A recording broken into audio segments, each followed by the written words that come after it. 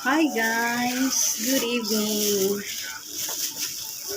Hatiin ko yung langka. Ito galing sa punuan ng tanim namin. Hinog na siya. Hindi pa siya masyadong hinog. Tinanggalan ng asawa ko kasi nabulok yung niya. Yung nakakabit mismo sa puno. Kaya medyo madagta pa pero ang bango niya. Ang bango. Sarap. Matamis na siya.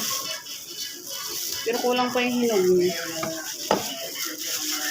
Ito yung niya. Mga buto. Ilalaga. Pwede yung kainin. Sarap yan.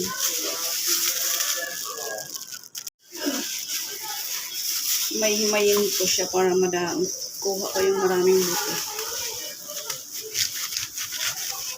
Ang bango. Bango niya talaga. Yung unang nito, hinog namin, walang masyadong buto. Kaya gulayin lang talaga siya. Ito, halos puro laman. Sobrang bango talaga. Sarap.